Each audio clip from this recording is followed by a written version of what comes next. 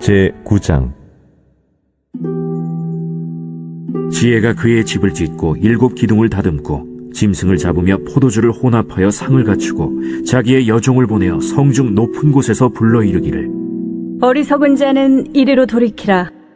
또 지혜 없는 자에게 이르기를, 너는 와서 내 식물을 먹으며 내 혼합한 포도주를 마시고 어리석음을 버리고 생명을 얻으라. 명철의 길을 행하라 하느니라. 거만한 자를 징계하는 자는 도리어 능욕을 받고 악인을 책망하는 자는 도리어 흠이 잡히느니라. 거만한 자를 책망하지 말라. 그가 너를 미워할까 두려우니라. 지혜 있는 자를 책망하라. 그가 너를 사랑하리라. 지혜 있는 자에게 교훈을 더하라. 그가 더욱 지혜로워질 것이요 의로운 사람을 가르치라. 그의 학식이 더하리라. 여호와를 경외하는 것이 지혜의 근본이요 거룩하신 자를 아는 것이 명철이니라. 나 지혜로 말미암아 내 날이 많아질 것이요 내 생명의 해가 내게 더하리라. 내가 만일 지혜로우면 그 지혜가 내게 유익할 것이나 내가 만일 거만하면 너 홀로 해를 당하리라. 미련한 여인이 떠들며 어리석어서 아무것도 알지 못하고 자기 집 문에 앉으며 성읍 높은 곳에 있는 자리에 앉아서 자기 길을 바로 가는 행인들을 불러 이르되, 어리석은 자는 이리로 돌이키라. 또 지혜 없는 자에게 이르기를, 도둑질한 물이 달고 몰래 먹는 떡이 맛있다. 오직 그 어리석은 자는 죽은 자들이 거기 있는 것과 그의 객들이 스올 깊은 곳에 있는 것을 알지 못하느니라. 오늘 말씀 잠언 9장의 말씀입니다.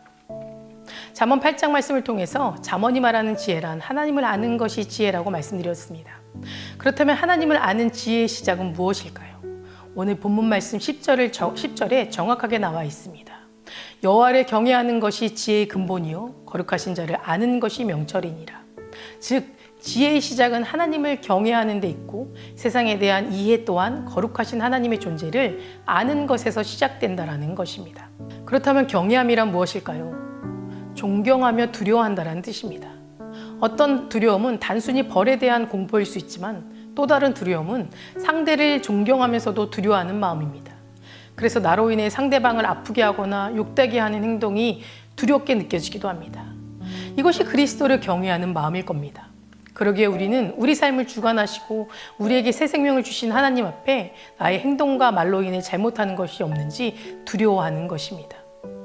우리는 하나님과 온전한 관계를 맺지 않고는 지혜로운 생활을 할 수 없습니다. 날마다 거룩하신 하나님을 경배하고 찬양하면서 우리는 두렵고 떨리는 마음도 더해져야만 합니다. 하나님을 경외하는 것을 삶의 중심에 두게 될 때 사랑하면서도 두려움을 느끼는 마음, 사랑의 감정이지만 마냥 좋고 사랑하는 것이 아니라 하나님이 두렵지만 피하고 싶지 않고 어떤 무언가에 의해 이끌려 하나님과 함께하고 싶은 사랑의 마음을 가지게 되는 겁니다. 또한 하나님께 대한 거룩한 두려움과 사랑의 동기가 되어 삶의 모든 행동과 태도를 갖추어야 합니다. 내면적으로 하나님께 경외하는 마음을 가지고 두려워 떨어야 하고 그 마음의 동기가 되어 우리의 삶 속에서 하나님이 보여주었던 거룩한 모습, 죄와는 구별된 온전한 모습을 나타내야 한다는 겁니다. 교회를 다니고 예수님을 믿는다고 하면서 세상 사람들과 똑같이 죄짓고 세상 사람들과 똑같이 하나님을 두려워하지 않고 살아가고 있다면 내 안에 진정 예수 그리스도께서 계시지 않는다는 것을 깨달아야 합니다. 하나님이 우리를 항상 지켜보고 계시는데 그분 앞에 어떤 두려움도 떨리는 마음도 없이 죄를 짓는다면 우리의 믿음 상태를 점검해 보셔야 하는 겁니다. 우리가 은혜를 받았다고 하면서 그 은혜가 하나님을 경외하는 삶으로 사라지지 않고 있다면 그 은혜를 받은 곳이 예수님이 아니고 십자가가 아니게 되는 것입니다. 반짝이는 모든 것이 전부 금이 아니듯 자신이 은혜라고 느껴지는 것이 모두 은혜가 아니라는 겁니다. 예수님이 십자가의 사건을 내 가슴에 두고 그분 앞에 죄의 심각성을 깨닫고 거룩하신 하나님 앞에서 두렵고 떨리는 마음이 있어야 된다는 겁니다. 런던에는 슐라티머, 니콜라스 리들리, 토마스 클리머 세 사람이 순교당한 장면을 연출한 동상이 있다고 합니다. 이들이 순교당한 것은 메리 여왕이 로마 카톨릭으로 개종할 것을 요구하며 많은 개신교들을 핍박했기 때문입니다. 그때 유명한 개혁자 크리머는 핍박을 못 이기고 잠시 생각을 바꿔 카톨릭으로 개종하겠다는 서약서를 서명하였습니다. 그러나 나중에 이것이 잘못이라는 사실을 깨닫고 즉시 회개하고 순교를 당합니다. 그때 그는 내 오른손을 먼저 불태우시오. 왜냐하면 나는 이 손이 잠시 주님 앞에 변절하기 때문입니다. 라고 말하면서 자신의 손을 먼저 불태우고 장렬하게 화형을 처해졌습니다. 이렇게 주를 위해 장렬히 죽어갔던 순교자의 역사가 우리에게 던져주시는 메시지는 무엇일까요? 바로 그리스도의 복음이 그들을 통해 전파되었던 이유는 그렇게 하나님을 경외하는 그들의 삶에 복음이 선명하게 드러났기 때문입니다. 죽음을 당하는 자들이 죽이는 자들을 두려워하는 것이 아니라 죽이는 자들이 오히려 죽음을 당하는 자들을 두려워할 만큼 그리스도의 복음이 그들 안에 선명하게 나타났다는 겁니다. 자신과 같은 인간을 용서하신 하나님의 어미와 그 사랑이 그들을 붙들고 있었던 것입니다.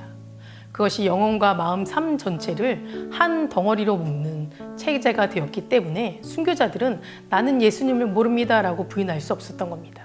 그들의 마음에는 십자가의 사랑이 있었기 때문인 겁니다.